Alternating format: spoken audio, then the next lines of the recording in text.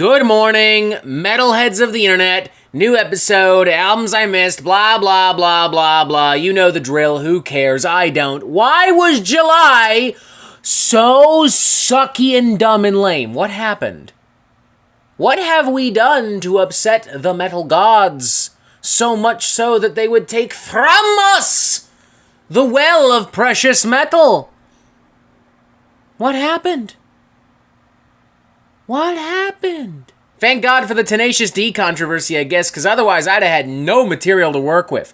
What the hell? Alright, jokes put aside, to be completely fair and honest, there were albums that were released in July 2024. Not a lot of them, excited me or motivated me to make full-blown album reviews in the way that albums from previous months did, but they do exist. They were released. There's at least a little bit to talk about. And also, in all of these albums' defense, even if I had felt that way, I still wouldn't have made a lot of these reviews because I was on vacation for most of July, and I love y'all, and I love metal, and I love talking to y'all about metal. But also, I love cold drinks, and turning off my phone, and being with my wife, and enjoying peace and quiet and the outdoors and such, so yeah. Anyways, today we're going to talk about a bunch of albums that came out in July 2024 that in theory we could have talked about, but I didn't because A, I slightly didn't care, but now I want to acknowledge them because that's how this video works, and B, because vacation. Alright, are we good? Do we all understand what's going on? You better, because I'm moving on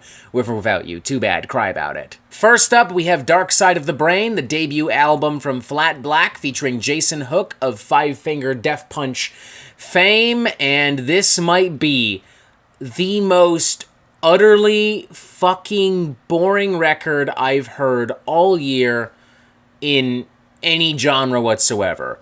Holy fucking shit. What a dreadfully unremarkable, unimaginative, flat out stupid fucking record. I'm not gonna lie to y'all, I checked this out entirely because my train of thought was, oh goody, another Five Finger Death Punch side project. Maybe I can milk this the way I milk Psycho Sinner and Psychosexual for 2.5, 3 fucking years. And I'm sure that if I tried really hard, I could have squeezed at least an ounce of rotten milk from this thing's sweet, ugly teat.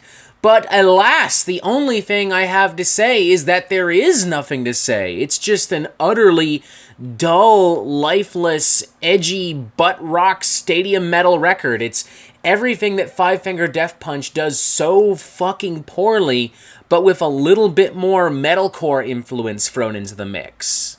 It is the worst written record of the year. It is the most generic and predictable rock metal album of any kind I've heard this year, and honestly, maybe in a while. There's nothing interesting about it. It has nothing exciting to say or offer. It's essentially a watered-down version of Five Finger Death Punch, devoid of even a single original idea or thought. You will forget about it by the time this video is over. I will forget about it, hopefully, by the time this video is over. If I don't, it will very likely be in my top 10 worst albums of the year. I did not like it, and I feel bad for people who did. Moving on. Next up, we have a self-titled debut album from heavy metal supergroup Category 7, featuring John Bush from Armored Saint and Anthrax, Phil Demmel from Machine Head and Violence, Jason Bittner from Overkill and Shadows Fall, Mike Orlando from Adrenaline Mob, and Jack Gibson from Exodus. And it's fine. It's fine. I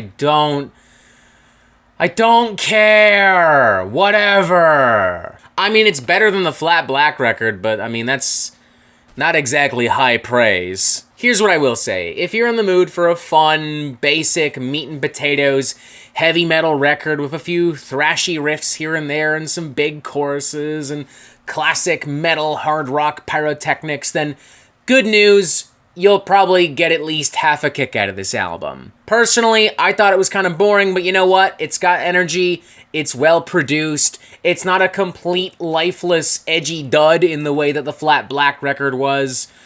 So fuck it, I guess if you really truly have nothing better to do today, why not? Fuck it.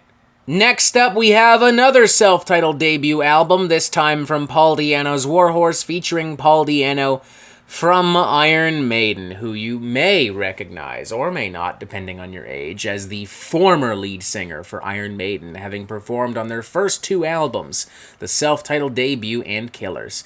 And I'm very sure, I'm willing to bet that because of this information, people are going to show up here and be like, Robert, you have to love this, because Paul Di'Anno's a metal legend, and if you don't love this album, it's because you don't understand or love metal music. And to that I say, so fucking be it, I don't care! Oh no, some fucking rando is mad because I didn't like his Geezer Rock album. Boo fuckity who! It's a very generic, very basic 70s, kind of early 80s rock record. It's like if AC/DC got crappier. I don't fucking care. I don't want to listen to it. It's not as good as Category 7, but it's better than Flat Black, I guess. Do with that information what you will.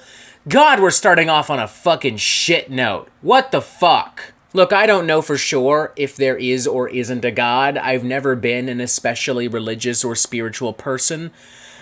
But, let me finish! But, if there is, they have answered the call.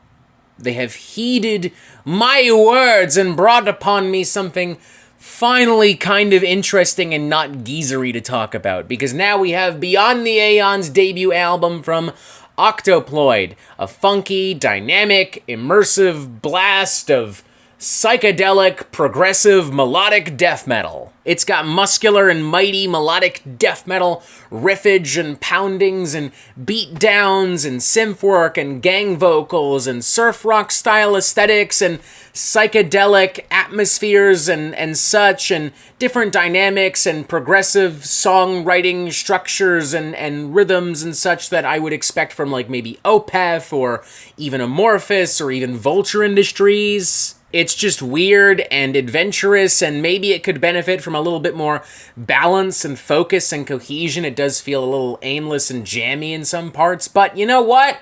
I enjoyed it. It feels like something kind of new and different and unique. I like this. I don't love it, but I like it a lot, and I would definitely pay attention to Octoploid in the near future, as should you. I would recommend you check this out and then keep a close eye on these guys. I got a funny feeling that on a potential sophomore album, these guys will be really blowing minds and doing some really wild, adventurous shit. Next up, we have Decimator, brand new full-length studio album from Kryptos, an Indian heavy metal band who I learned about back in the day from the 2007 Banger Films documentary film Global Metal. Shout out to the Banger crew, I guess, while we're here. I don't know. Whatever. Getting off topic. Kryptos is cool. I've been digging them for a while. I really enjoy their debut, The Coils of Apollyon especially. I've been less and less into them as time has gone on, though. I just feel like they've gotten a bit stale. I feel like they've gotten a bit one-dimensional, and this record isn't really doing a lot to change my mind on that. It's a perfectly competent, adequate, enjoyable heavy metal, hard rock record in its own right and regard.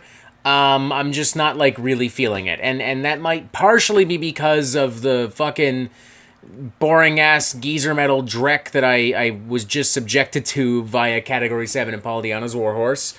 You know, it might not be entirely Kryptos' fault, but the point remains, I personally didn't get a lot out of this record. If you're in the mood for some really old-school heavy metal kind of stuff with driving riffs and simple anthemic choruses and such, then this'll do the trick. But in my opinion, there's better stuff out there, and I think Kryptos have even done better, more inspired stuff in the past, so yeah, not my thing. Moving on. Next up, we have Inorganic Rights, brand new studio album from the goats of underground extreme metal Krallice, one of the weirdest, one of the busiest, and one of the most consistent bands in all of underground extreme metal. With this particular record, Krallice are trying their hands at a fusion of trippy electronics and weird, spacey, atmospheric, ambient sections and lo-fi black metal and even some more progressive-ish kind of black metal. Think various eras of Enslaved mixed with like some Tangerine Dream, and you might be in the right ballpark-ish of sorts. It's a weird one. I like it, though. Lots of cold, eerie, dynamic synth work and cackling, screaming vocals and some really exciting, tense atmospheres and build-ups and such. It's noisy and tense and cinematic and very immersive, and it's another great record from Krallice, and I would say also one of the best albums that we're talking about in this video today, if not maybe the best. Definitely check it out if you have not already. Definitely check out Krallice as well if you have not already. And don't be shocked if they follow this up with another really cool record in just a few months, because these motherfuckers are just built different. They're just better than us. Alright, next up we have Die For Us, brand new full-length studio album from Australian blackened death metal crew Werewolves, who, as far as I can tell, have released something nearly every single year since 2020. In fact, I'm pretty sure we've talked about some of their other albums in previous Albums I Missed videos. And I think I remember liking those records. I think so. I know I like this one. It's gnarly and intense and very cutthroat and very abrasive. A lot of battering, brutal rhythms and riffs that assault the senses and the body with the utmost force and complete lack of compromise. Unrelenting, aggressive, badass in your face with a decent variety of different grooves and breakdowns and beatdowns and riffs and bombastic attacks as well. One thing I'm not digging are some of the super fucking edgy, dare I say even juvenile lyrics. This has kind of been a problem with Werewolves music in general. They've always kind of suffered a little bit in the lyrics department, but also, to be fair, I don't think people are listening to a band like Werewolves to really get into the lyrics. I feel like they're getting into Werewolves because it's hateful, violent, nasty, aggressive fucking music full of riffs and blast beats and, you know, gnarly fucking bits and shits and such, so fuck it.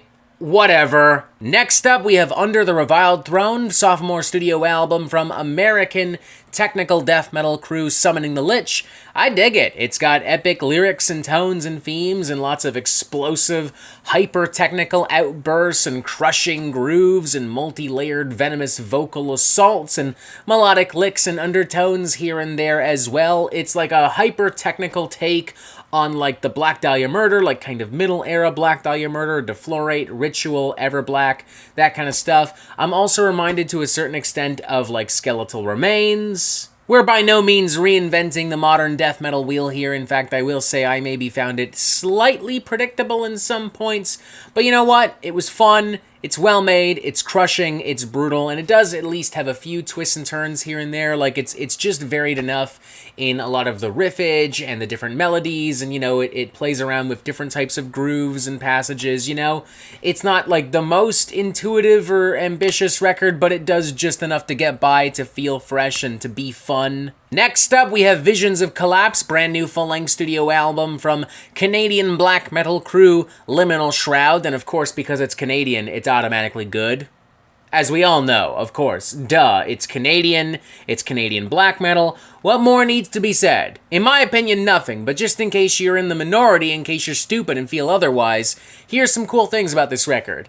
It's emotive and dense and adventurous, and it kind of straddles the line quite well between melodic, atmospheric, and like totally old school black metal. The songs are dense and packed with detail and great music, and everything is produced really well too. It has a very rich, dark, organic sound and feel to it. In some parts here and there, things start to feel maybe a little samey, maybe a little run-of-the-mill for black metal, but you know what? It never lasts too long.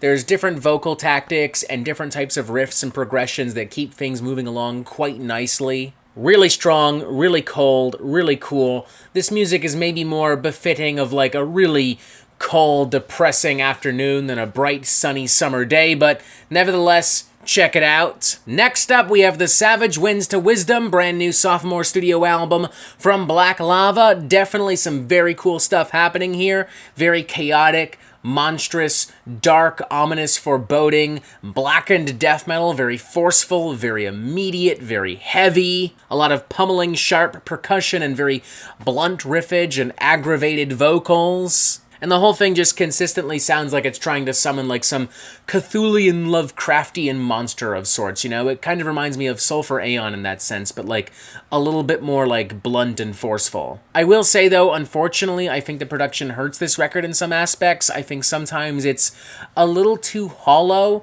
Like, again, I do like how blunt and immediate and forceful it is, but I do think it would benefit from having more bass and more body. I think it would benefit from having a more full kind of drum sound that isn't so sharp and so fierce. I think guitars, too, could benefit from a more meaty kind of sound, you know? I would also say, too, of the longest cuts on the record, like the ones that stretch up to 6-7 minutes long, these don't need to be 6-7 minutes long. You could easily trim a couple of minutes off of these, and in my opinion, you wouldn't miss much. In my opinion, to have something a lot tighter. You know, the record is still pretty entertaining, but I think it could have been a lot stronger and a lot more effective and powerful if it were a little better handled behind the scenes, just overall. Still recommend it, still think it's cool, just a heads up, you know? And finally, let's start wrapping things up with Brick by Brick, the debut EP from Cask, apparently featuring Meat Canyon. Yeah, that guy. Yeah. Bullshit! YouTubers can't make music! That's why they're on YouTube to begin with! Talking shit about music because they don't know how! Well, apparently this one does, and I would say he's doing a pretty bang-up job at it, too. Kind of a cool mix of spooky, dark, industrial, gothic, heavy metal, like equal parts white zombie, a little bit of Typo Negative, a little bit of Unto Others, I would say, as well, especially with some of those melodies and some of those guitar licks and some of those beats. It's fun and occasionally frantic and definitely consistently energetic with pulsing rhythms and big, loud, declarative choruses. Cool use of synths and electronics across the board. I assume it's Meat Canyon doing vocals. I don't know if it's him doing everything else also. If so, that's impressive. If not, and if there are more people, hey, those people are doing a great job too. Still cool, still impressive. I dig it, man. It's slick and spooky and even a little sexy in some parts.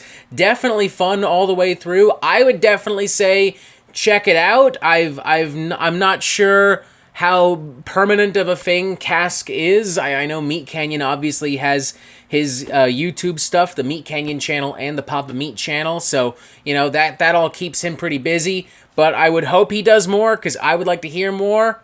So yeah, there you go, there you have it. Cool. And that's it, I think. I feel. Yes. Yes. I'm hungry and tired, so we're ending it here. I stand by my argument that July was kind of a dry and dull month, but hey, we managed to talk about at least a few cool albums, and a couple of duds, but a few cool albums, and I'm sure that there were probably other albums that I missed while I was on vacation and while I was talking about other records. So, you know, this is the part where you get to tell me about those records in the comments below or on Discord if you prefer. Press this button to subscribe. Look, there's more videos here. I'm gonna go get a drink and then maybe a hamburger also. And as always, you have yourself a fantastic fucking day.